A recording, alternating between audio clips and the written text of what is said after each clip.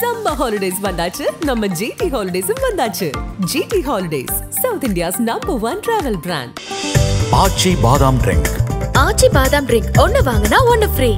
நாமக்கல்ல Tiruchengode main road எர்ணாபுரத்துல இருக்கிற Spiro prime public ஸ்கூல்ல +2 போர்டு எக்ஸாம்ஸோட சேர்த்து நீட் அண்ட் JEE கோச்சிங்கும் கொடுத்துட்டு இருக்காங்க. இன்று தமிழக சட்டப்பேரவையில் நிதிநிலை அறிக்கை மற்றும் வேளாண்மை நிதிநிலை அறிக்கை விவாதத்தின் போது சில முக்கியமான விவாதம் இடஒதுக்கீட்டை குறித்தும் சாதிவாரி கணக்கெடுப்பை நடத்த குறித்தும் அதுபோன்று நம்முடைய தமிழ் மொழி ஆட்சி மொழியை குறித்தும் விவாதம் வந்தது. அதில் நான் பாயிண்ட் ஆஃப் ஆர்டர் எழுப்பி சில விளக்கங்களை மாண்புமிகு பேரவை துணைத் தலைவரிடம் கேட்க விரும்பினேன்.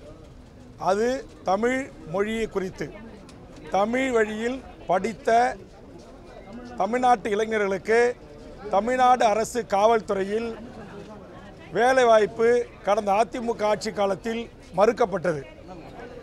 அதிமுக ஆட்சிகள் மறுக்கப்பட்ட போது ராமநாதபுரம் மாவட்டத்தைச் சேர்ந்த ஒரு இளைஞரை அவர் என்னை முறையிட்டதன் காரணமாக நான் மதுரைக்கு சென்று மதுரை உயர்நீதிமன்றத்தில் மூத்த வழக்கறிஞர் அஜ்மல் கான் அவர்களை ஏற்பாடு செய்து ஒரு வழக்கு தொடுத்தேன். அந்த வழக்கில் தமிழ் வழியில் படித்தவர்களுக்கு டைரக்ட் எஸ்ஐ என்று சொல்லக்கூடிய பணிக்கு அவர்கள் தகுதியானவர்களாக வர மறுக்கிறார்கள். அதற்கு காரணம் உயர்நீதிமன்ற உச்சநீதிமன்ற நீதிபதிகளிடத்திலே வழக்குகளை ஆங்கிலத்தில் மொழிபெயர்ப்பு செய்வதற்கும் ஆங்கில புலமையோடு வழக்குகளை கையாள தெரியாத காரணத்தினால் தமிழ்நாடு சீருடை பணியாளர் தேர்வு வாரியத்தில் கலைஞர் அவர்கள் கொண்டு வந்த தமிழ்நாட்டில் தமிழ் வழியில் படித்தவர்களுக்கு 20% வேலைவாய்ப்பு உள்ளிட்ட தமிழ் வழியில் படித்தவர்களுக்கு அரசு வேலைவாய்ப்பில் முன்னுரிமை என்கிற அந்த சட்டத்தையே ஒரு துறை தமிழ்நாட்டில் நடைமுறைப்படுத்தாமல் இருந்து வந்தது. இதை நான் கண்டுபிடித்து மூத்த வழக்கறிஞர் அஜ்மல் கான் மூலமாக அன்றைய இருவர் bench mister justice Kirubakaran Pugazhendhi இருவர் கவனத்திற்கு எடுத்துச் சென்ற போது அவர்கள் தமிழ்நாட்டில் தமிழ் வழியில் படித்துவிட்டு தமிழ்நாட்டில் வேலை கேட்காமல் லண்டனில் வேலை கேட்பார்கள் என்று ஒரு வரலாற்று சிறப்புமிக்க தீர்ப்பை வழங்கி தமிழ்நாடு அரசு சீருடை பணியாளர் துறையின் சார்பான டிஜிபி அவர்களையும் தமிழ்நாட்டுடைய அட்வொகேட் ஜெனரல் அவர்களையும் மதுரைக்கு அழைத்து நீங்கள் இதை நடைமுறைப்படுத்த வேண்டும் உத்தரவு பிறப்பித்து அதை நடைமுறைப்படுத்தியவன் வேல்முருகன். அதைத்தான் இன்றைக்கு சட்டமன்றத்தில் நான் எழுந்து சொன்னேன். கடந்த கால ஆட்சியில் இந்த மாதிரி சட்டம் இருந்தோம், காவல்துறையில் அந்த சட்டத்தை நடைமுறைப்படுத்தலை. அதனால் என் உயிரை விட மேலான என் தாய்மொழியான தமிழை தமிழ்நாட்டில் ஆட்சி மொழியாக அலுவல் மொழியாக பாடமொழியாக பயிற்சி மொழியாக கட்டாயம் நீங்கள் நடைமுறைப்படுத்த வேண்டும். இந்த வழக்கு உச்சநீதிமன்றத்தில் நிலுவையில் இருக்கிறது. அதே மாதிரி பக்கத்திலே நம்முடைய தெலுங்கானாவில் 25/2/2025 ஒரு அரசாணை வெளியிட்டிருக்கிறார்கள். அதில் என்ன அந்த அரசாணை சொல்லுது அப்படின்னா, தெலுங்கானாவில் இருக்கிற சிபிஎஸ் ஸ்கூல் உள்பட சிபிஎஸ் ICF IB எல்லாமே மத்திய அரசுடைய கட்டுப்பாட்டில் இருக்கிற பள்ளிகள் இன்டர்நேஷனல் பள்ளிகள், இந்த பள்ளிகளிலும் கண்டிப்பாக தெலுங்கை நீங்கள் படிக்க வேண்டும் என்று உத்தரவிட்டிருக்கிறது. அதுபோன்று தமிழக அரசும் உத்தரவிட வேண்டும் என்கிற கருத்துக்களை சட்டமன்றத்தில் பதிவு செய்தேன். நான் என்ன சொல்ல வருகிறேன் என்பதை புரிந்து கொள்ளாமலேயே அதிமுக உறுப்பினர்களும் எழுந்து கத்துகிறார்கள், அங்கே அமைச்சரவையில் இருக்கிற சேகர்பாபு போன்ற அமைச்சர்களும் எழுந்து கத்துகிறார்கள். நான் பேசுவதற்கு வாய்ப்பு கேட்டு போராடி கொண்டிருக்கிறேன். வாய்ப்பு மறுக்கப்பட்டது. அந்த ஜனநாயக மாண்பை தெரிந்த காலத்தினால் நாடாளுமன்றத்திலே எப்படி பேரவைத் தலைவர் முன்பாக சென்று வாய்ப்பை கொடுங்கள் என்று கேட்கிறார்களோ அதே போன்று நானும் எனது இருக்கையில் இருந்து சென்று பேரவைத் தலைவர் முன்பாக இருந்து எனக்கு முழுவதுமாக என் கருத்தை பதிவு செய்ய நேரம் கொடுங்கன்னு கேட்டேன். இது தவறா? இதற்கு சேகர்பாபு அவர்கள் நீ எதற்கெடுத்தாலும் முந்திரி கொட்டை மாறி முந்தி பேசுகிறாய், எல்லாம் தெரிந்தவர் போல் பேசுகிறாய் என்று ஒருமையில் என்னை குறித்து பேசினார். உடனே நான் அவரிடத்தில் சென்று இது போன்ற ஒருமையில் என்னிடத்தில் பேசக்கூடாது, கலைஞர் ஆட்சியில் போட்ட அரசாணையை அதிமுக ஆட்சியில் நடைமுறைப்படுத்தலை, 10 ஆண்டு கால அதிமுக ஆட்சியில் அது காவல்துறையில் டைரக்ட் எஸ்ஐயில் நடைமுறைக்கு இல்லை, இதற்காக வழக்கு தொடுத்து உயர்நீதிமன்றத்தில் வழக்கை பெற்று நடைமுறைப்படுத்தி வந்தான் வேல்முருகன். இதைத்தான் சட்டமன்றத்தில் பேசுவதற்கு எனக்கு அனுமதி வேண்டும் தான் கேட்டேன். இது எப்படி மரபு மீறிய செயல்? இது எப்படி சட்ட விதியை மீறிய செயல்? இது எப்படி இந்த பேரவை அவமதிக்கிற செயல்? அப்போ சேகர்பாபு தவறான தகவலை நான் இருக்கைக்கு வந்து அமர்ந்த பிறகு சொல்லி அதை மாண்புமிகு முதலமைச்சர் அவர்கள் தவறாக புரிந்து கொண்டு வேல்முருகன் இந்த அவையில் தவறாக நடந்து கொள்கிறார், அது அதிக பிரசங்கிதனமாக நடந்து கொள்கிறார் என்று சேகர்பாபு சொன்ன அதே வார்த்தையை முதலமைச்சர் திரும்பி சொன்னது உண்மையிலேயே எனக்கு வருத்தம் அளிக்கிறது.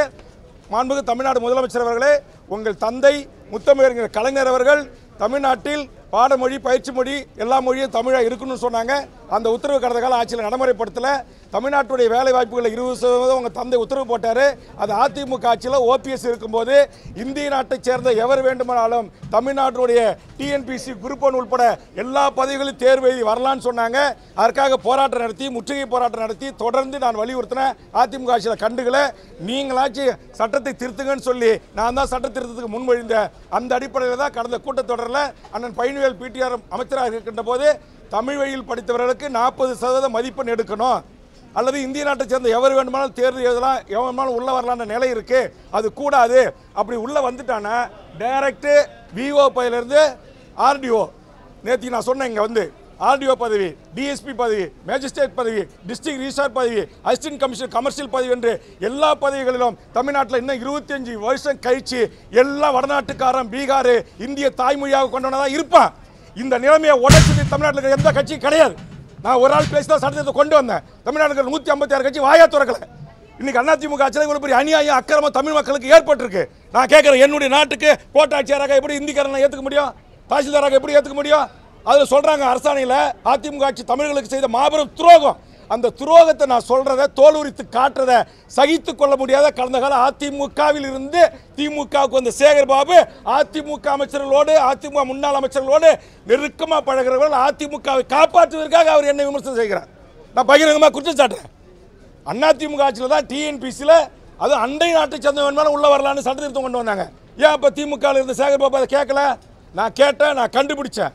நான் கொண்டு வந்து முதலமைச்சர்கிட்ட சொல்லி சட்ட திருத்தம் கொண்டு வந்து இன்னைக்கு தமிழ்நாட்டை சேர்ந்த தமிழர்கள் தாய்மொழியில் பேச எழுத படிக்க தெரிஞ்ச தேர்வு வச்சா 40 மதிப்பெண் பெற்றாதான் வேலைக்கு போக முடியும் நிலையை நான் உருவாக்கினேன். இது என் தாய்மொழி தமிழுக்கு நான் செய்த தொண்டு. தமிழுக்கு ஒரு கேடு என்று சொன்னால் என் உயிரை தியாகம் செய்வேன் என்றுதான் பேரவைத் தலைவர் முன்பாக நின்று நான் கோஷமிட்டேன். இது தவறா? என் தாய்மொழியை அழிக்க நினைக்கிற என் தாய்மொழியை இன்றைக்கு பயிற்சி மொழியாக, பாடமொழியாக, தொடர்பு மொழியாக, அலுவல் மொழியாக இல்லாமல் இங்கே எல்லாத்துலேயும் ஆங்கிலம், எல்லாத்துலேயும் ஹிந்தி போயிட்டு இருக்கு. அதெல்லாம் நான் சொல்கிறேன், என் உயிரை விட மேலான என் தாய்மொழிக்கு ஒரு இழக்கு என்றால், ஒரு அவமானம் என்று சொன்னால், இந்த சட்டமன்றத்தில் என் தாய்மொழி குறித்து நான் பேசுவதற்கு நேரம் கிடைக்கவில்லை என்று சொன்னால் பேரவைத் தலைவர் முன்பாக சென்று பாயிண்ட் ஆஃப் ஆர்டரை எழுப்பி நேரத்தை கேட்டு பேசுவதற்கான உரிமை மக்களால் தேர்ந்தெடுக்கப்பட்ட சட்டமன்ற உறுப்பினராக இருக்க எனக்கு இருக்குது. இது எந்த விதத்தில் விதிக்கு முரணானதல்ல. 3 முறை சட்டமன்ற உறுப்பினராக இருக்கிற ஒருவன் விதிகளை முரண்பாக்க நான் கேட்குறேன், கவர்னர் வரும்போது போய் அங்கே நின்று ஜனநாயக ரீதியாக பதாகை பிடிக்கிறதுக்கு முழக்கம் போடுறதுக்கு அனுமதிக்குதா? கடந்த காலத்தில் அனுமதிச்சிருக்கீங்களா?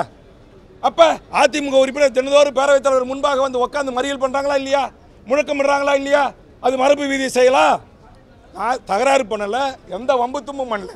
என் தாய்மொழி தமிழ் இங்கே பெயர் பலகைகளில் இல்லை, ஆட்சி மொழியாக இல்லை, அலுவல் மொழியாக இல்லை, கோப்புகளில் இல்லை.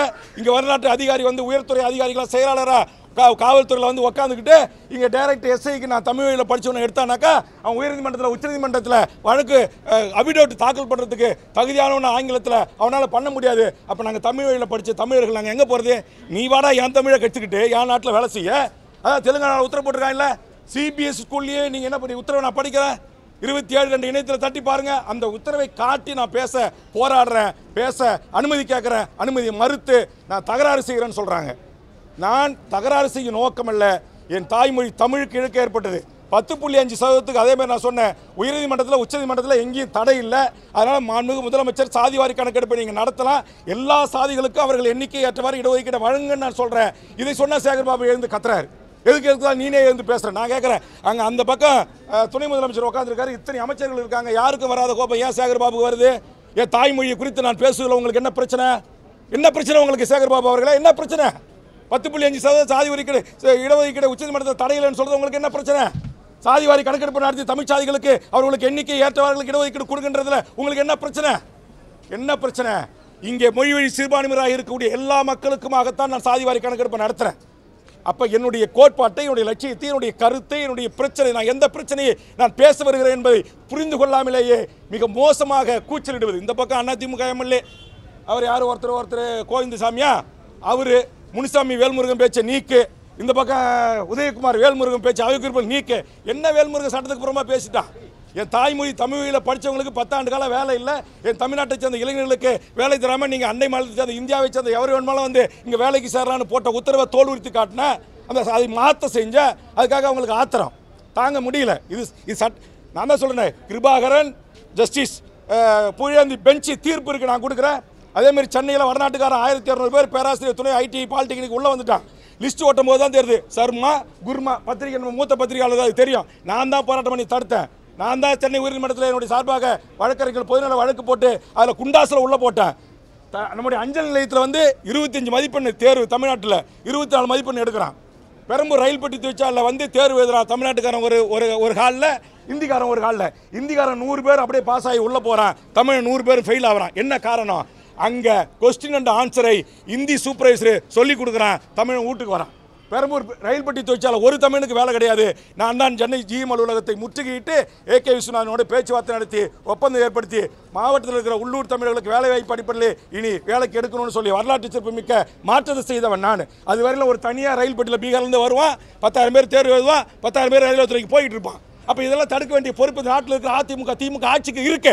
நீங்கள் செய்யலை. நான் ஒரு ஆள் எம்எல்ஏவை உள்ளே வந்து நீங்கள் செய்ய வைக்கிறேன், செஞ்சுருக்கிறேன். இது உங்களுக்கு தாங்க முடியல. நேற்றுக்கு நான் சொல்லி காட்டிட்டு அதிமுக ஆட்சியில் வேல்முருகன் ஆலோசனை சொல்லி தான் மருத்துவக் கல்லூரி வந்துச்சு, வேல்முருகன் ஆலோசனை சொல்லி தான் பொறியியல் கல்லூரி வந்துச்சு, வேல்முருகன் ஆலோசனை சொல்லி தான் லாட்டரி தடுப்பு சட்டம் கொண்டு வந்தாங்க. அதே மாதிரி மணல்குமாரி அரசுரிமை ஆக்க நான் சொன்ன உடனே 2 கட்சிக்கும் சேர்ந்து இருக்கிற சேகர்பாபு போன்றவருக்கும் இங்கே சொன்ன இவங்களுக்கும் உதயகுமார் போன்றவர்களுக்கும் அப்படியே பத்திக்கிட்டு எரியுது.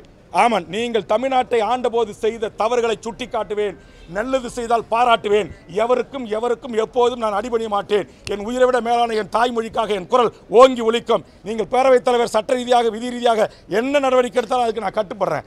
மாண்புமிகு முதலமைச்சர் சேகர்பாபு சொன்ன அதே வார்த்தையை பயன்படுத்தி என்னை பேசியதற்காகத்தான் நான் வருத்தப்படுகிறேன். ஆனால் என் மொழிக்காக, என் இனத்திற்காக, என்னுடைய சமூக நீதி கோட்பாட்டுக்காக நான் தொடர்ந்து போராடுவேன். அதில் எந்தவித சமரசமும் இல்லை என்பதை பத்திரிகை நண்பர்களுக்கு நான் தெரிவித்துக் கொள்கிறேன். நன்றி, வணக்கம்.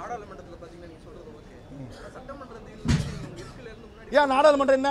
இந்திய நாட்டில் இருக்கிற 120 கோடி மக்களுக்குமே மாண்பு மிக்கது நாடாளுமன்றம். அந்த நாடாளுமன்றத்திலேயே நாடாளுமன்ற உறுப்பினர்கள் பேரவைத் தலைவரை சூழ்ந்து கோஷமிடுவதற்கு பேசுவதற்கு வாய்ப்பு இருக்கு.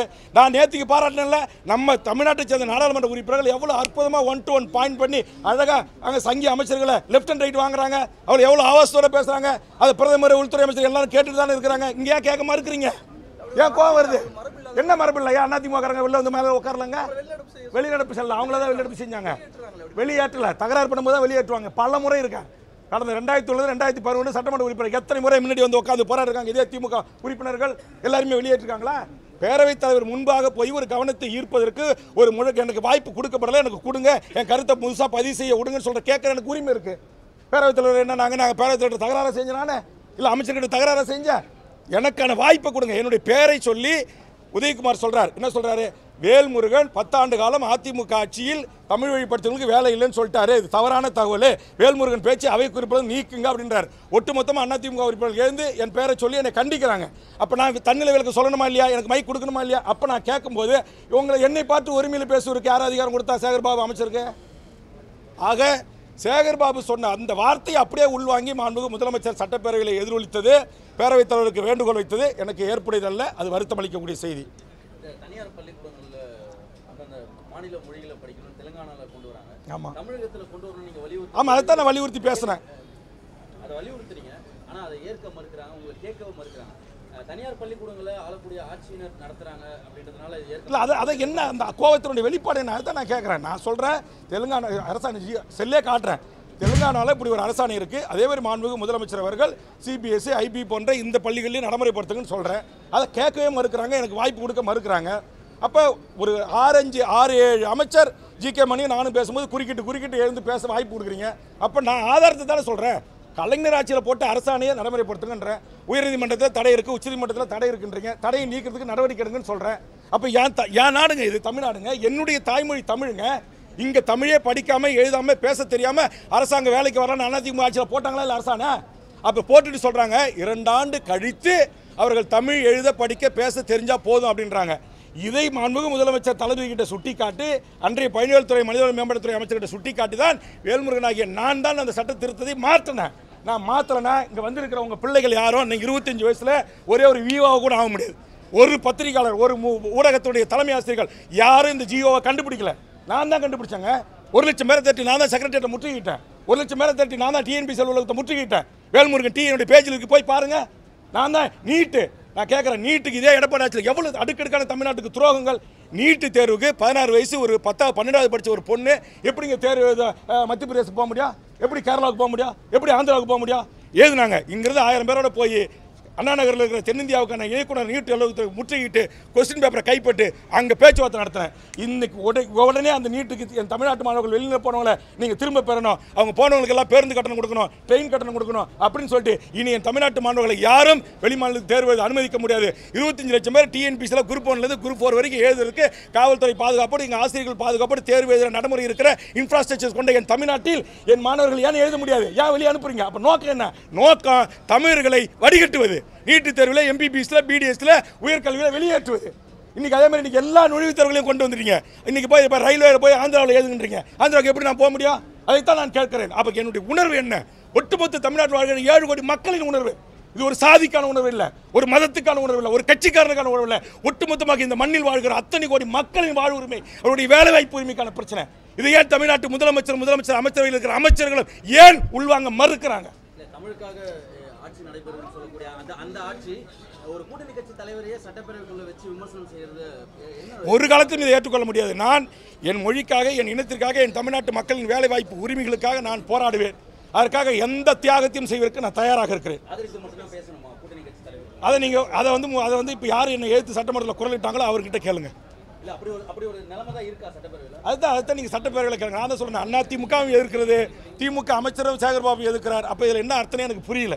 அப்போ தமிழர், தமிழ்நாடு, தமிழ்மொழி, தமிழ்நாட்டின் வேலைவாய்ப்பு உரிமை என்று நாங்கள் பேசக்கூடாது என்று நினைக்கிறார்களா என்கிற கேள்விக்கு தமிழ்நாட்டு மக்கள் பதில் சொல்வார்கள். நான் என் மக்களுக்காக, என் மண்ணுக்காக, என் மொழிக்காக, என் இனத்திற்காக சமரசமற்று போராடுவேன். அதற்காக எந்த தியாகத்தையும் செய்ய தயாராக இருக்கிறேன். நன்றி, வணக்கம்.